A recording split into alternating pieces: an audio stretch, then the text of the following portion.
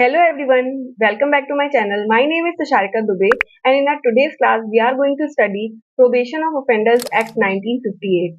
So let us start the class. Probation of Offenders Act 1958. देखिए probation के बारे में हमारे दो जगह बात की गई है। एक तो हमारा प्रोबेशन ऑफ ऑफेंडर एक्ट 1958 बात करता है और दूसरा हमारा दिया गया है सेक्शन 360 ऑफ सीआरपीसी। तो 360 ऑफ सीआरपीसी भी हमारा प्रोबेशन के बारे में ही बात करता है, जहां पर अगर किसी पर्सन ने कोई ऑफेंडर है जिसने कोई क्राइम किया है तो उसको एक बार के लिए जो उसको कन्विक्ट जब किया जा रहा है तो उसको वो सेंटेंस जो भी पनिशमेंट है उसको वो नहीं दिया जाता है और उसको छोड़ दिया जाता है ये कह के कि अगर तुम 3 साल के अंदर ऐसा कोई जो कंडीशन हम प्रोबेशन में लगा रहे हैं आपकी, अगर आप 3 साल के अंदर कोई भी कंडीशन ब्रीच करते हो तो हम तुम्हें कभी भी वो जो पनिशमेंट हम जिसके लिए तुम्हें छोड़ रहे हैं वो पनिशमेंट हम तुम्हें कभी भी दे सकते हैं। तो यहाँ पे दोनों ही केस में प्रोबेशन ऑफ ऑफेंडर्स एक्ट 1958 और सेक्शन 360 ऑफ सीआरपीसी दोनों ही जगह हमारा प्रोबेशन की बात की गई है। और दोनों ही जगह प्रोबेशन कब मिलता है? प्रोबेशन मिलता है तब जब कोई भी ऑफेंडर जो है कन्विक्ट हो जाता है। तो यानी कि अगर अक्विटल हो गया है तो प्रोबेशन का जो सिनेरियो है वो नहीं आता है, लेकिन अगर कोई ऑफेंडर है वो किसी क्राइम के लिए कन्विक्ट कर दिया जाता है तो उसके बाद क्या होता है कि हमारी जो सिचुएशन आती है वो डिस्कशन होता है कि उसको प्रोबेशन में लेना चाहिए या नहीं लेना चाहिए। तो देखिए कभी भी आप कोई जजमेंट राइटिंग पढ़ेंगे तो उसमें देखिए कुछ चीजें आपको ध्यान रखनी थी। देखिए सबसे पहले क्या होता है, एक पर्सन है जिसने क्राइम किया, ठीक है, एक ये ए पर्सन है जिसने कमिट किया क्राइम, ठीक है। इसके बाद क्या होता है, इसका अब सपोज इसके अगेंस्ट केस फाइल हुआ है तो इसका जो केस है वो फाइल हो जाता है। अब क्या होगा, प्रोसीडिंग चलेंगी, ट्रायल होगा, ठीक है। ट्रायल हो जाने के बाद क्या होता है कि सपोज उस बंदे को क्या कर दिया गया, कन्विक्ट कर दिया गया किसी क्राइम के लिए, यानी कि जो ट्रायल आपका किया गया था उसमें निकल के आता है कि वो जो ऑफेंडर जो अक्यूज था वो उसने एक्चुअली में वो क्राइम कमिट किया है और कंक्लूजन ये है कि उसको हम कन्विक्ट कर रहे हैं। लेकिन एक बार जब कन्विक्शन के लिए ऑर्डर पास हो जाता है तो उसके बाद डायरेक्ट कोई कोर्ट सेंटेंस नहीं पास करती है। इसीलिए जब आप जजमेंट राइटिंग करेंगे तो आपको पता होगा कि उसमें जजमेंट खत्म हो जाने के बाद एक और एक हेडिंग पड़ती है, वो होता है ऑर्डर ऑफ सेंटेंस। तो जब आपका कन्विक्ट कर दिया जाता है तो उसके बाद कोर्ट क्या करती है, ये हियरिंग करती है, हियरिंग ऑफ सेंटेंस, जहां पे वो दोनों पार्टीज को सुनती है और उसके बाद डिसाइड करती है कि whether the court will give sentence to that person और नॉट। तो यहाँ पे हियरिंग ऑफ सेंटेंस होती है, यानी कि जजमेंट जब पास हो गया कि उसको कन्विक्ट किया जा रहा है उसके बाद हियरिंग ऑफ सेंटेंस होती है और हियरिंग ऑफ सेंटेंस के बाद क्या आता है, ऑर्डर ऑफ सेंटेंस। ये ऑर्डर ऑफ सेंटेंस में क्या होता है, कोर्ट बताता है कि क्या उसने उस पर्सन को प्रोबेशन दिया है या नहीं दिया है, और अगर दिया है तो किन कंडीशंस पे दिया है, और अगर नहीं दे रहे हैं तो उसमें क्या सेंटेंस पास किए जाएंगे। तो ये प्रोसीजर होता है किसी भी क्रिमिनल केस को हैंडल करने का। तो जब भी जजमेंट राइटिंग की जाती है तो उसमें ऐसे ही होता है कि पहले आप अपना चार्जेस जो फ्रेम होते हैं, चार्जेस फ्रेम हो जाने के बाद आप पूरे जो एविडेंसेस हैं उनको आप क्या बोलते हैं, अप्रिशिएट करते हो, और उसके बाद आप कोर्ट जो है डिसाइड करती है कि कन्विक्शन होगा या नहीं। अगर कन्विक्शन नहीं होता है तो बात वहीं पे, जजमेंट वहीं पे खत्म हो जाता है। लेकिन अगर कन्विक्शन हो रहा है तो उस केस में कोर्ट हियरिंग ऑफ सेंटेंस करेगी और हियरिंग करने के बाद कोर्ट क्या देती है, ऑर्डर ऑफ सेंटेंस देती है, जिसमें वो डिसाइड करती है कि प्रोबेशन देना है या नहीं देना है। अब प्रोबेशन मैंने जैसा बताया कि आपको दो जगह दिया है, प्रोबेशन ऑफ ऑफेंडर्स एक्ट 1958 के अंदर और एक सेक्शन 360 के अंदर। दोनों में ही कंडीशंस अलग-अलग हैं, यानी कि ऑफेंसेस अलग दे रखे हैं जहां पे आप प्रोबेशन जो है कोर्ट दे सकती है। तो अगर आप 360 में अगर हम एक शॉर्ट में याद करें कि 360 जो हमारा सीआरपीसी है उसमें क्या दे रखी है कंडीशन। पहली कंडीशन तो ये है कि एक तो जो पर्सन है या तो वो बिलो 21 ईयर्स का है, ठीक है, कोई भी पर्सन है जिसकी एज 21 ईयर्स से कम की है, और या फिर कोई वुमन है, कोई महिला है, ठीक है, उसने अगर कोई ऑफेंस किया है जो कि पनिशेबल है किसी भी और पनिशमेंट के लिए अदर देन डेथ और लाइफ इम्प्रिजनमेंट, ठीक है। तो अगर कोई पर्सन है जो ऑफेंडर है वो उसकी एज 21 ईयर से कम की है, या फिर कोई महिला है जिसने जो ऑफेंस किया है उसकी पनिशमेंट डेथ और लाइफ इम्प्रिजनमेंट नहीं होनी चाहिए, जो भी उसने ऑफेंस किया है उसकी पनिशमेंट डेथ और लाइफ इम्प्रिजनमेंट नहीं है, तो उस केस में उसको क्या सेक्शन 360 के अंदर जो है उसको प्रोबेशन दिया जा सकता है। और वही अगर दूसरा सिनेरियो है जहां पे अगर कोई पर्सन है जिसकी एज मोर देन 21 ईयर्स है, तो उस केस में उस पर्सन ने जो क्राइम किया है उसकी पनिशमेंट जो है should not be more than 7 years, ठीक है, should not be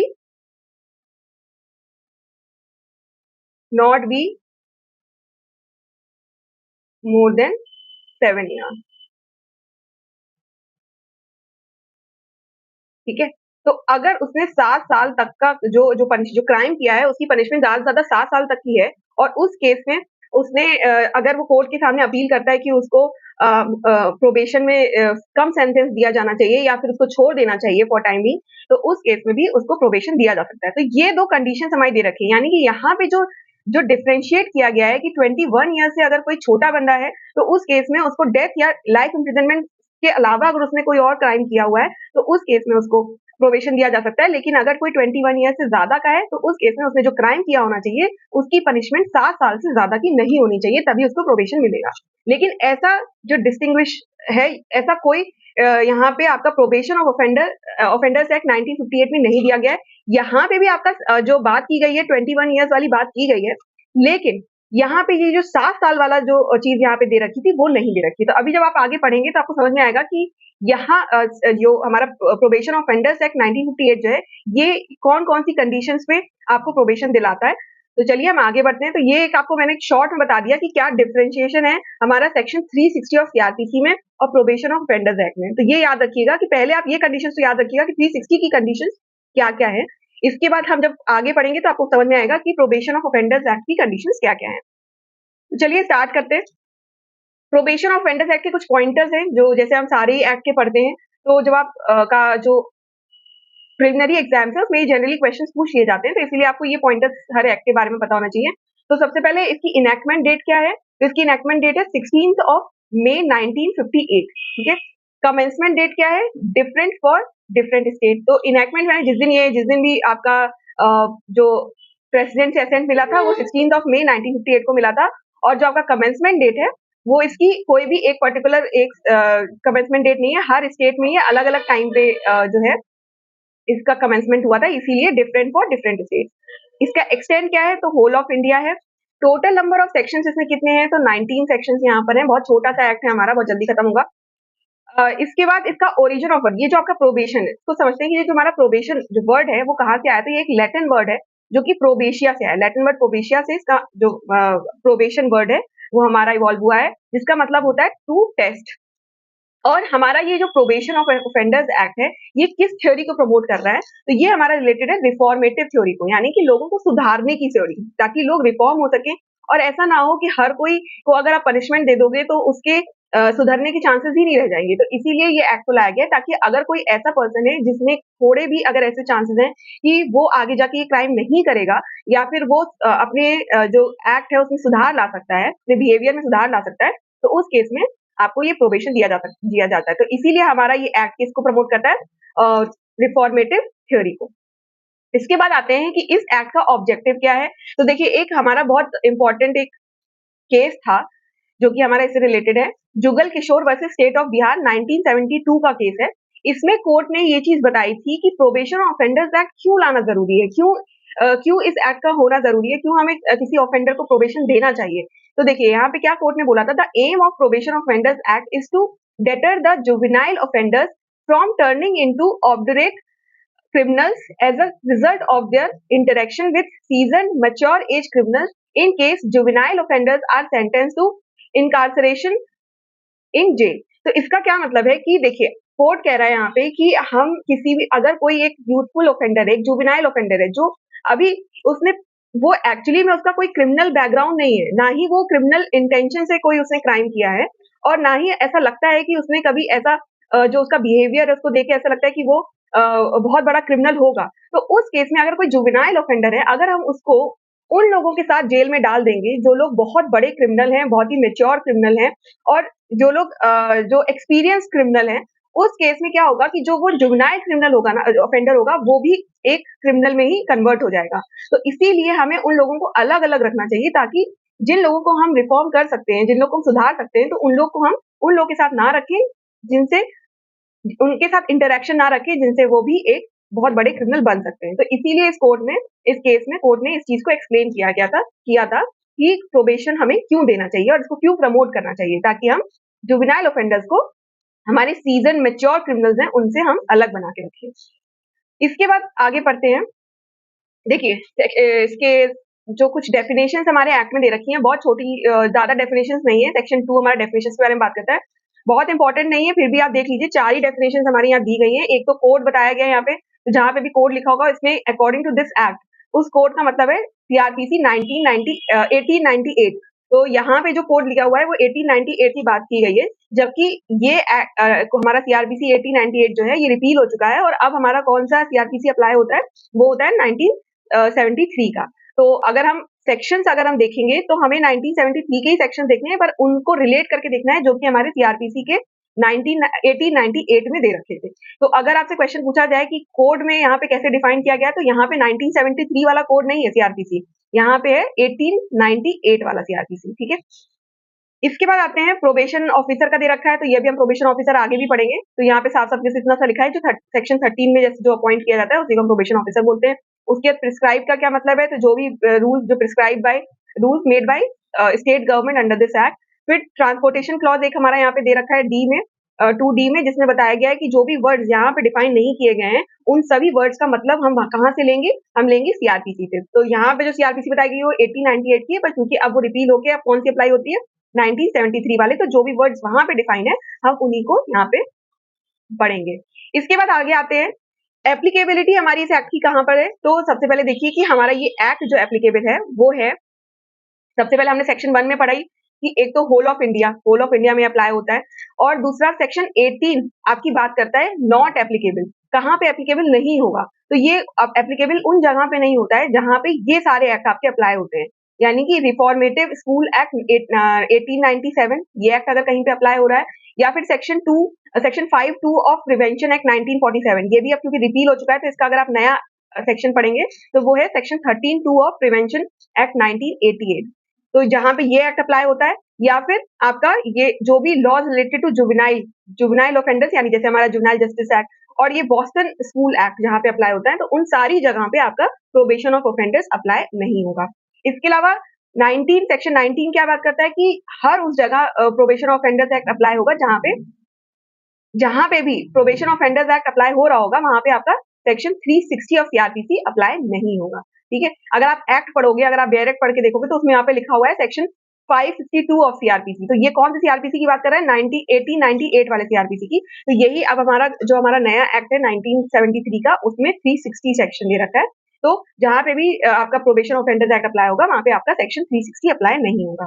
ये हमारी एप्लीकेबिलिटी है, इसको ध्यान रखिएगा। तो इसके बाद आगे बढ़ते हैं एज ऑफ ऑफेंडर्स। तो देखिए, जैसे मैंने आपको सेक्शन 360 में ऑलरेडी बताया था कि सीआरपीसी में क्या कंडीशंस हैं, तो वैसे यहाँ पे पढ़ते हैं कि यहाँ पे क्या कंडीशंस आपकी दे रखी हैं। ठीक है, तो सेक्शन 6 आपका बात करता है इस बारे में, याद रखिएगा। सेक्शन 6 आपका बता रहा है कि एज ऑफ ऑफेंडर्स कैसे हम देखेंगे। तो अगर suppose if offender is below 21 years, अगर 21 ईयर्स से कम का कोई भी पर्सन है, चाहे वो मेल हो चाहे वो फीमेल हो, कोई भी हो, उस केस में ओनली व्हेन कब आपका ये ऑफेंडर प्रोबेशन ऑफेंडर्स अप्लाई होगा, the only when the offense is not punishable with death or imprisonment। तो ये देखिए यहाँ पे भी डेथ और imprisonment और नहीं होना चाहिए, जो भी ऑफेंस उसने किया है उसकी पनिशमेंट डेथ और लाइफ imprisonment नहीं होनी चाहिए। सेम अगर आप यहाँ पे पढ़ोगे if the offender is above 21 years, तो वहां पे भी आपकी सेम कंडीशन दे रखी है कि जो भी ऑफेंस उसने किया होना चाहिए, that offence should not be punishable with death और लाइफ imprisonment। तो देखिए यही हमारा डिफरेंस है हमारे सेक्शन 360 में और हमारा प्रोबेशन ऑफेंडर्स एक्ट में। वहां पे दे रखा था 21 ईयर्स की तो सेम कंडीशन थी, अगर बिलो 21 ईयर्स का कोई पर्सन है, लेकिन अगर 21 ईयर्स से अबव का पर्सन है तो वहां पे कंडीशन लगाई थी the offence that the person has committed should not be punishable with more than 7 years. लेकिन यहाँ पे दे रखा है कि सेम कंडीशन है यहाँ पे कि डेथ और लाइफ imprisonment बस नहीं होना चाहिए, बाकी उसने कोई भी ऑफेंस किया है तो उसको उस केस में प्रोबेशन दिया जा सकता है। ठीक है, तो ये डिफरेंस आपको याद रहना चाहिए। इसके बाद यहाँ पे अगर कोई भी पर्सन है जो बिलो 21 ईयर्स है, उसने अगर कोई क्राइम किया है, तो उस केस में कोर्ट के ऊपर मैंडेट है कि उसको प्रोबेशन देना ही पड़ेगा। ठीक है, और ये मैंडेटरी है, और इन केस अगर कोर्ट प्रोबेशन नहीं देती है तो उसके लिए उसको स्पेशल रीजंस अपने रिकॉर्ड करने पड़ेंगे और अपना जो रिकॉर्डेड ऑर्डर देना पड़ेगा कोर्ट को, और अपने रीजंस बताने पड़ेंगे कि ऐसा कौन सा रीजन है, ऐसे कौन से एक्सेप्शनल सर्कमस्टेंसेस हैं जिसमें वो कोर्ट जो पर्सन है जो 21 ईयर से बिलो का है उसको प्रोबेशन नहीं ग्रांट कर रहा है। लेकिन यही अगर 21 ईयर से अबव का पर्सन ऑफेंडर है, तो उस केस में कोर्ट के ऊपर मैंडेट नहीं है, इट्स कोर्ट डिस्क्रिशन की वो ग्रांट करता है या नहीं करता है। लेकिन यहाँ पे भी आप कोर्ट को रीजन बताने पड़ेंगे अगर वो ग्रांट नहीं कर रहा है और अगर वो ग्रांट कर रहा है। तो कोर्ट को यहाँ पे अपने रीजंस जो है मेंशन करने पड़ेंगे। ठीक है, तो ये आपका हो गया क्या, एज ऑफ ऑफेंडर। ये याद रखिएगा, सेक्शन 6 में दे रखा है। इसके बाद आते हैं नेक्स्ट, हमारा क्या बात करता है, नेचर ऑफ ऑफेंस। तो देखिए यहाँ पे हमने दोनों ही केस में पढ़ा कि कोई भी ऑफेंस जो आप यहाँ पे कमिट करने वाला होता है वो ऑफेंस बस है डेथ और लाइफ इम्प्रिजनमेंट के लिए क्या बोलते हैं, पनिशेबल नहीं होना चाहिए, अदरवाइज कोई भी ऑफेंस हो सकता है। इसके बाद हम आते हैं types of order by court. तो कौन कौन से टाइप जो है आपके कोर्ट जो है पास कर सकता है यहाँ पे। तो जो आपके टाइप्स हैं वो हैं, सबसे पहले तो 3 टाइप के जो ऑर्डर्स हैं वो हमारा प्रोबेशन ऑफ ऑफेंडर्स एक्ट बात करता है। वो 3 टाइप के ऑर्डर्स क्या क्या हैं। सबसे पहले तो एक तो एडमोनिशन, प्रोबेशन और सुपरविजन। ठीक है, तो जैसे अगर आप हमारा सीआरपीसी पढ़ेंगे तो वहां पे भी 3 टाइप के ऑर्डर्स की बात की गई है। एक तो आपका सुपरविजन की, वहां पे भी 4 टाइप के ऑर्डर्स की बात की है। एक तो एडमोनिशन, प्रोबेशन, सुपरविजन और सेंटेंस। तो उस केस में क्या होता है, सेंटेंस भी कोर्ट पास करता है। यहाँ पे जो हमारा जो सीआरपीसी बात कर रहा है, जो कि हमारा चैप्टर 27 जो जजमेंट वाला चैप्टर दे रखा है सीआरपीसी में, उसमें आपके 4 टाइप के ऑर्डर्स हैं। एक तो हो गया admonition, probation, supervision and sentence. यहाँ पे आपका जो प्रोबेशन ऑफ ऑफेंडर्स एक्ट है, यहाँ पे आपके 3 टाइप के ऑर्डर्स की बात कर रहा है। वो है एडमोनिशन, प्रोबेशन और सुपरविजन। सेंटेंस यहाँ पे इसलिए नहीं है क्योंकि अगर सेंटेंस ही अगर ग्रांट कर दे रहा होगा तो प्रोबेशन अप्लाई ही नहीं होगा। ठीक है, तो इसीलिए सेंटेंस का यहाँ पे कोई मतलब नहीं है। अब पढ़ते हैं कि तीनों ही ऑर्डर का मतलब क्या है। तो सबसे पहले देखिए एडमोनिशन कहाँ पे दे रखा है, एडमोनिशन का क्या मतलब होता है। तो एडमोनिशन आपका दे रखा है सेक्शन 3 में। ठीक है, अब सेक्शन 3 आपका क्या बात करता है। तो सेक्शन 3 अगर आप पढ़ेंगे तो एडमोनिशन जो बता रहा है यहाँ पे, एडमोनिशन का मतलब क्या होता है, वार्निंग देना। यानी कि किसी सपोज किसी पर्सन, एक छोटा बच्चा था जिसने मान लीजिए अभी 14-15 साल का बच्चा है, उसने कोई चोरी करी और चोरी करके उसके अगेंस्ट केस हो गया। कोर्ट ने ये भी फाइंड किया कि हाँ उसने चोरी की है, पर सपोज ज्यादा बड़ी चोरी नहीं थी, 200-300 रुपए की उसने चोरी की थी या 2000-3000 रुपए की चोरी की थी। तो कोर्ट ने उसे क्या किया कि उसको सिर्फ डांट फटकार के उसको वार्निंग देके कोर्ट क्या करता है, बोल देता है कि भाई नेक्स्ट टाइम से अगर तुमने ऐसा कुछ किया तो हम तुम्हें पनिशमेंट देंगे, लेकिन इस बार के लिए हम तुम्हें छोड़ दे रहे हैं। तो इसका मतलब होता है एडमोनिशन, यानी वार्निंग देके छोड़ देना। तो प्रोबेशन ऑफ ऑफेंडर्स एक्ट हमारा एडमोनिशन के बारे में भी बताता है। तो ये कब होता है, कौन से ऑफेंसेस हैं जिसमें कोर्ट वार्निंग देके छोड़ सकता है। तो सबसे पहला है, कौन से ऑफेंसेस पे अप्लाई होता है एडमोनिशन। तो एक तो आपका सेक्शन 378, 380, 381, 404 एंड 420। और इसके अलावा जो ऑफेंसेस होंगे जो कि पनिशेबल हैं विद, जिनकी जो पनिशमेंट है नॉट मोर देन 2 इयर्स है, 2 इयर्स इम्प्रिजनमेंट है। तो देखिए 378 हमारा किसका है, 378 हमारा थेफ्ट के बारे में बात कर रहा है। अगर कोई भी पर्सन थेफ्ट करता है तो उस केस में उसको वार्निंग देके छोड़ा जा सकता है। 380 हमारी क्या बात कर रहा है, वो भी थेफ्ट के बारे में ही बात कर रहा है, जिसमें बताया जा रहा है कि अगर कोई थेफ्ट कर रहा है लर्किंग हाउस में। और तीसरा आपका है 381 जो कि बताता है अगर कोई क्लर्क है जो आपका थेफ्ट कर रहा है। फिर आपका आता है 404 ऑफ आईपीसी, जिसमें आपका बता रहा है क्रिमिनल मिस रिप्रेजेंटेशन। और वो किसका, जो कि अगर किसी जो पर्सन है वो डेड बॉडी से अगर कोई चीज चुरा लेता है, उसका क्रिमिनल मिस रिप्रेजेंटेशन करता है, तो उस केस में आपका ये अप्लाई होता है। फिर 320 आपका चीटिंग के बारे में बात कर रहा है। और उसके अलावा जो आपके ऑफेंसेस यहाँ पे बताए गए हैं वो है कोई भी और ऑफेंस जिसकी पनिशमेंट जो है वो not more than 2 years of imprisonment है। तो इन सारे केसेस में आपका एडमोनिशन अप्लाई होता है। इसके बाद दूसरी कंडीशन इसकी क्या है कि आपका जो भी जो ऑफेंडर होना चाहिए वो उसको कोई भी प्रीवियस कन्विक्शन नहीं होनी चाहिए, यानी कि पहले वो किसी और केस में लायबल नहीं होना चाहिए। ऐसा नहीं है कि पहले भी उसने चोरी की थी और आपने उसे छोड़ दिया था, तो आप उसने दोबारा चोरी कर दी तो आप दोबारा उसे छोड़ दोगे, तो नहीं। अगर पहले भी वो किसी ऐसे केस में कन्विक्ट हो चुका है तो उस केस में उसको प्रोबेशन नहीं ग्रांट किया जाएगा। ये सिर्फ तब अप्लाई होता है when there is no previous conviction. फिर आता है कोर्ट विल सी, 3 सर्कमस्टेंसेस को कोर्ट देखेगी जब भी ऐसा प्रोबेशन कोर्ट ग्रांट कर रही होगी। पहला क्या है, सर्कमस्टेंसेस ऑफ केस, दूसरा है नेचर ऑफ ऑफेंस और तीसरा है कैरेक्टर ऑफ द ऑफेंडर। तो ये याद रखिएगा, यहाँ से क्वेश्चन बनता है, लास्ट टाइम भी बना था, कोर्ट जैसे पूछ किया गया था कि आपका कौन कौन सी चीजें हैं जब कोर्ट देखती है वाइल ग्रांटिंग प्रोबेशन या एडमोनिशन। तो दोनों ही केस में आपका circumstances of case, nature of offence, character of offender, ये सारी चीजों को कोर्ट जो है एडमोनिशन देते हुए देखती है। तो ये आपका याद हो गया होगा, सेक्शन 3 में बात करता है। इसके बाद आते हैं सेक्शन 4(1). 4 सब क्लॉज 1 जो है, सबसेक्शन 1, 4 सबसेक्शन 1 जो है वो आपका प्रोबेशन के बारे में ही बात कर रहा है। तो एक्चुअली में हमारा पूरा जो सेक्शन 4 है वही पूरा प्रोबेशन के बारे में बात करता है, पर प्रोबेशन के साथ ही साथ 4 कभी-कभी सुपरविजन का भी ऑर्डर दे देती है। इसीलिए आपका सेक्शन 4(1) में स्पेसिफिकली प्रोबेशन दे रखा है और 4(3) में आपका सुपरविजन दे रखा है। तो अब देखते हैं प्रोबेशन कब अप्लाई होता है। तो प्रोबेशन उन ऑफेंसेस में अप्लाई होता है बस वहां पे जहां पे आपका जो ऑफेंस है वो should not be punishable with death और लाइफ इम्प्रिजनमेंट, ठीक है। इसके अलावा प्रोबेशन मैक्सिमम कितने पीरियड के लिए ग्रांट किया जाता है, तो आपका मैक्सिमम 3 इयर्स के लिए ग्रांट किया जा सकता है। यानी कि अगर जब आपका सेंटेंस कोर्ट पास करेगा, जब आपका ऑर्डर पास करेगा प्रोबेशन का, तो कोर्ट आपसे बोलेगा कि देखो हम तुम्हें छोड़ तो रहे हैं, तुमने ये क्राइम किया, हमने तुम्हें कन्विक्ट किया है, लेकिन हम तुम्हें छोड़ दे रहे हैं तुम्हारा बॉन्ड भरवा के, कि अगर इन केस हमें लगता है कि तुम्हें पनिशमेंट आगे जाके देनी चाहिए, तो हम तुम्हें कभी भी कोर्ट में बुला सकते हैं और तुम्हें वो पनिशमेंट दे सकते हैं। तो ये आपका जो कब तक आपका ये चलता है, तो इसकी लिमिटेशन होती है 3 इयर्स के लिए। तो 3 इयर्स के अंदर अंदर कोर्ट अगर आपको प्रोबेशन पे छोड़ा है, तो आपका प्रोबेशन पीरियड जो होता है वो 3 इयर्स का होगा, और उस 3 साल के अंदर अंदर कोर्ट आपको कभी भी बुला सकता है वापस, और बोल सकता है कि अपना जो पनिशमेंट है वो आप करो पूरा, ठीक है। तो अगर सपोज उसको 3 साल की पनिशमेंट देनी थी, इम्प्रिजनमेंट देनी है, या मान लो 5 साल की इम्प्रिजनमेंट देनी है, तो उस कोर्ट क्या कहेगा, 3 साल के अंदर कभी भी आपको बुला लेगा और बोलेगा ये 5 साल की पनिशमेंट अब आपको जेल में बितानी पड़ेगी। तो ये 3 साल के अंदर कभी भी कोर्ट कर सकता है। तो प्रोबेशन पीरियड का लिमिटेशन कितनी होती है, 3 इयर्स। फिर आपका दे रखा है कि प्रोबेशन आप कैसे देते हो, तो प्रोबेशन जो होता है बॉन्ड पे होता है, आपसे बॉन्ड भरवाया जाता है, और उस बॉन्ड चाहे तो वो विद श्योरिटी हो सकता है या फिर विदाउट श्योरिटी हो सकता है। श्योरिटी मतलब कोई भी पर्सन ये गारंटी ले लेता है कि भाई हाँ, अगर जब आप बुलाएंगे ये बंदा आपके सामने आएगा, तो कोई भी और पर्सन जो है उसकी गारंटी लेके आपका जो है श्योरिटी हो जाता है। और तीसरा क्या है कंडीशन की, probation officer is required to submit report. तो जब भी आपका प्रोबेशन आपको ग्रांट किया जाएगा, तो उस केस में एक प्रोबेशन ऑफिसर होता है जो कि अपॉइंट किया जाता है हमारे स्टेट गवर्नमेंट द्वारा, अभी हम आगे पढ़ेंगे कौन होता है। तो वो प्रोबेशन ऑफिसर की ड्यूटी होती है कि जब भी कोई कोर्ट जब प्रोबेशन ऑर्डर पास करती है, तो उस केस में प्रोबेशन ऑफिसर को एक रिपोर्ट सबमिट करनी होती है कि क्या बिहेवियर है उस पर्सन का, या जो भी उसको प्रोबेशन उसको ग्रांट करना चाहिए कि नहीं करना चाहिए, तो ऐसी एक रिपोर्ट सबमिट करनी होती है। और ये रिपोर्ट अगर आप सेक्शन 7 पढ़ेंगे, तो वहां लिखा हुआ है कि ये जो रिपोर्ट प्रोबेशन ऑफिसर यहाँ पे सबमिट करता है वो कॉन्फिडेंशियल होती है, ठीक है। तो ये याद रखिएगा। इसके बाद जब आपका ये 3 साल के लिए मैक्सिमम जब प्रोबेशन आपका चल रहा होगा, तो उसमें आपको क्या करना होगा, इन द मीन टाइम, और आपको कोर्ट ऑर्डर देगा to keep peace and good behaviour. यानी कि वो 3 साल के अंदर कोर्ट चेक करेगा कि आप जो है बिल्कुल शांति बना के रखें, और आपका जो बिहेवियर है वो एकदम गुड बिहेवियर होना चाहिए। तो उसी केस में कोर्ट जो है आपको फिर छोड़ देगा 3 साल के बाद, परमानेंट।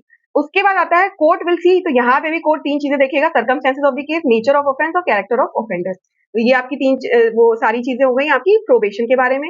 इसके बाद हम आते हैं सुपरविजन। तो सुपरविजन हमारा सेक्शन 4 सब क्लॉज 3 बात करता है। तो कोर्ट जो है प्रोबेशन के साथ साथ आपको सुपरविजन का भी ऑर्डर दे सकता है, ठीक है। तो ये कितने दिन के लिए होता है, तो ये मिनिमम जो है 1 ईयर के लिए होता है, यानी 1 साल तक के मिनिमम, मिनिमम याद रखिएगा, मिनिमम 1 ईयर के लिए और मैक्सिमम 3 इयर्स के लिए। क्योंकि कब तक है, क्योंकि ये प्रोबेशन के साथ ही साथ चलता है।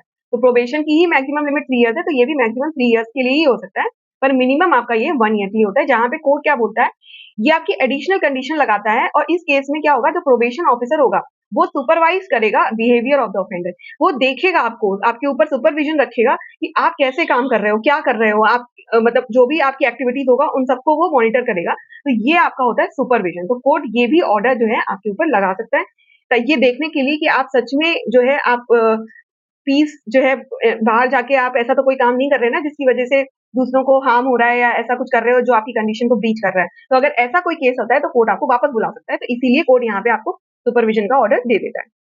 इसके बाद आते हैं आपका दो, एक और चीज याद रखिएगा। तो ये जो हमारा सेक्शन 3 और सेक्शन 4 बात कर रहा है एडमोनिशन और प्रोबेशन की, इसमें जो है कोर्ट क्या कर सकता है, कॉम्पनसेशन भी दे सकता है, ठीक है। तो अगर सपोज किसी केस में कोर्ट ने ऑफेंडर को छोड़ दिया है, रिलीज कर दिया है अंडर सेक्शन 3 एंड 4, तो उस केस में कोर्ट उससे रिकवरी भी ले सकता है कॉम्पनसेशन की। यानी एटलीस्ट जो विक्टिम है उसको कॉम्पनसेशन तो दिलाया जा सकता है, भले ही हम ऑफेंडर को प्रोबेशन पे छोड़ दे रहे हैं या वार्निंग देके छोड़ दे रहे हैं, लेकिन कॉम्पनसेशन तो उसको मिलना चाहिए ना। तो उस केस में अगर वो रिलीज भी किया जा रहा है, तो उस केस में कोर्ट उससे कॉम्पनसेशन दिलवा सकता है ऑफेंडर से, और वो जो रिकवरी होगी कॉम्पनसेशन की वो कैसे होगी, as per section 421 of 421 and 422 of CrPC.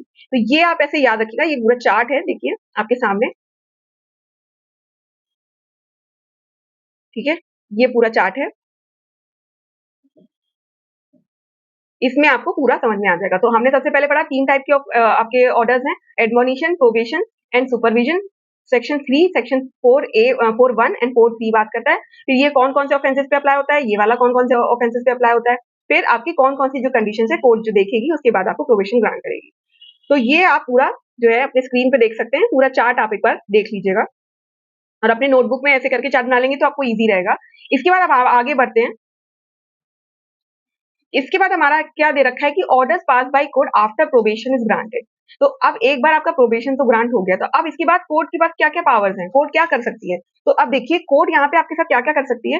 तो देखिए या तो कोर्ट जब आप एक बार का प्रोबेशन ऑर्डर कोर्ट ने पास कर दिया, तो अब कोर्ट क्या कर सकती है कि जो कंडीशन जो लगाई थी आपके ऊपर प्रोबेशन ग्रांट करने के लिए, उस केस में कोर्ट जो है उसमें वेरिएशन कर सकता है, यानी कि जो कंडीशंस आपके ऊपर लगाई गई थी उसको चेंज कर सकता है ना? जो भी कोर्ट को उस टाइम पे सही लगता है। तो कोर्ट को अगर लगता है कि और स्ट्रिक्ट कंडीशन लगी होनी चाहिए, तो कोर्ट और स्ट्रिक्ट बना सकता है, या कोई भी एडिशनल कंडीशन अगर कोर्ट को लगता है लगाई जानी चाहिए, तो कोर्ट वो भी लगा सकता है। तो सेक्शन 8 हमारी बात करता है variation in condition of probation order, और इस केस में जब भी वेरिएशन किया जाएगा कंडीशंस में, उस केस में हमेशा जो भी अक्यूज या फिर श्योरिटी है उसको सुनने का मौका दिया जाएगा, है ना? Opportunity of being heard will be given to accuse and surety.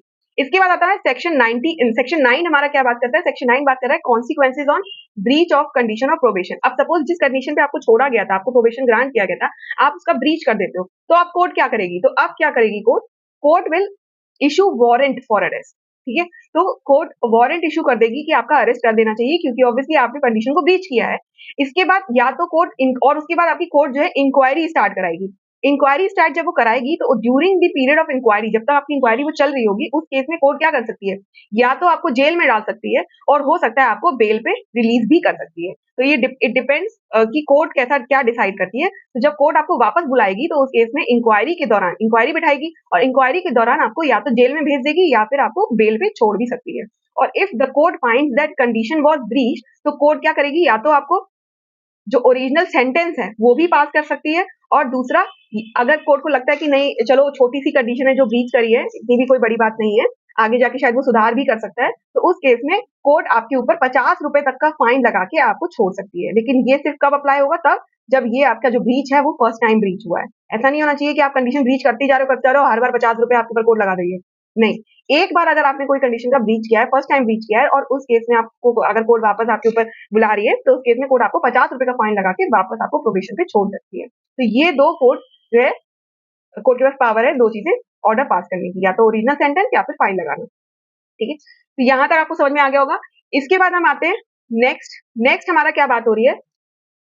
तो देखिए, अब आते हैं कि कॉम्पिटेंट कोर्ट कौन सी होती है यहाँ पे, जो प्रोबेशन ऑर्डर आपका पास कर सकती है या फिर एडमोनिशन आपको ग्रांट कर सकती है। तो कॉम्पिटेंट कोर्ट के बारे में आपका दे रखा है सेक्शन 11 में। सेक्शन 11 आपका कॉम्पिटेंट कोर्ट के बारे में बात करता है। तो कॉम्पिटेंट कोर्ट यहाँ पे 4 कोर्ट की बात की गई है। एक तो ट्रायल कोर्ट, जो आपकी फर्स्ट इंस्टेंस कोर्ट होती है, जहाँ पे आपका ट्रायल चल रहा है। दूसरा आपका हाई कोर्ट। हाई कोर्ट तो कभी भी आपका जो है केस जो है देख सकती है, कभी भी आपका केस को ग्रांट कर सकती है, उसमें प्रोबेशन आपको दे सकती है। तीसरा आपका है एपेलेट कोर्ट। एपेलेट कोर्ट आपका, और चौथा है आपका रिवीजनल कोर्ट, ठीक है? तो फर्स्ट होगी ट्रायल कोर्ट, दूसरी होगी हाई कोर्ट, तीसरी होगी आपकी एपेलेट कोर्ट, और चौथी होगी आपकी रिवीजनल कोर्ट। रिवीजनल कोर्ट भी आपकी कौन होती है? दो होती है।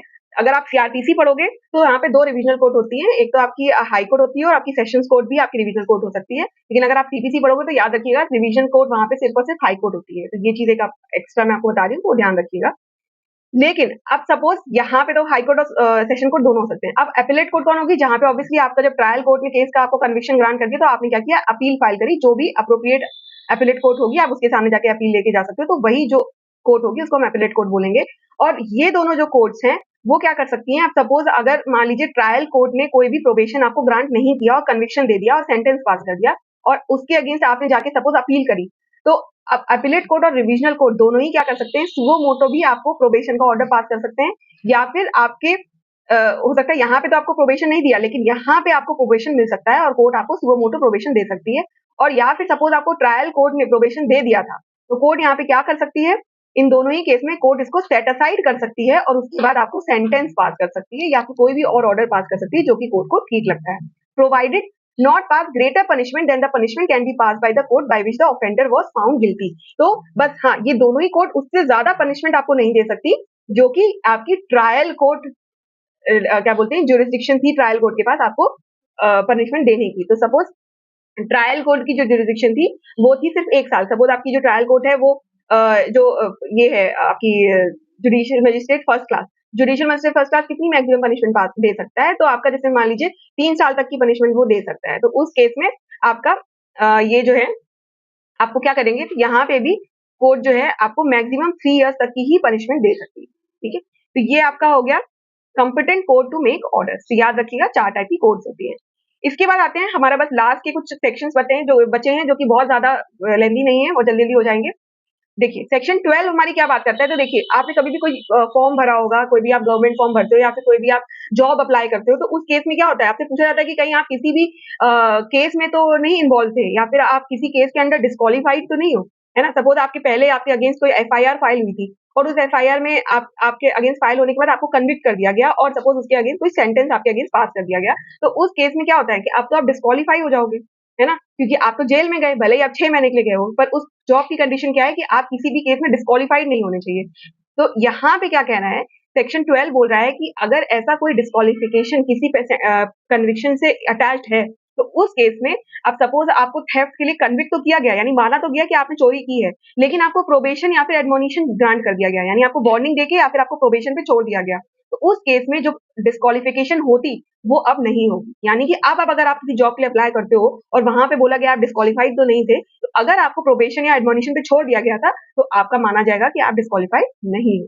ठीक है, बस हाँ, अगर उसमें ये भी कंडीशन दे रखी है कि कहीं आप प्रोबेशन पे तो नहीं छोड़े गए थे या एडमोनिशन पे तो नहीं छोड़े गए थे, तो भी हम आपको इस जॉब के लिए नहीं एलिजिबल मानेंगे, तो फिर वो अलग कंडीशन है। लेकिन अदरवाइज अगर सिर्फ इतना पूछा गया कि आप डिस्क्वालीफाइड तो नहीं हो किसी कन्विक्शन के अंडर, तो यहाँ पे अगर आपको प्रोबेशन या एडमोनिशन दिया गया है, तो उस केस में आप डिस्क्वालीफाइड नहीं माने जाओगे। तो यही आपका सेक्शन 12 बात करता है, removal of disqualification attaching to conviction. If a person found guilty and dealt with under section 3 and 4 shall not suffer disqualification attached to conviction, but it will not apply if after release under section 4 subsequently sentence for original offense was passed. तो अब suppose आपको probation पे छोड़ दिया गया था, लेकिन 3 साल के अंदर आपने कोई कंडीशन को ब्रीच कर दिया प्रोबेशन की, तो आपको कोर्ट ने वापस बुला लिया और बोला क्या भाई तुम्हें तो ये पनिशमेंट, अब जो ओरिजिनल पनिशमेंट है वो झेलनी पड़ेगी, तो उस केस में अब आप जो है डिस्क्वालीफाइड हो जाओगे, क्योंकि अब तो आपने वो सेंटेंस लिया है पूरा।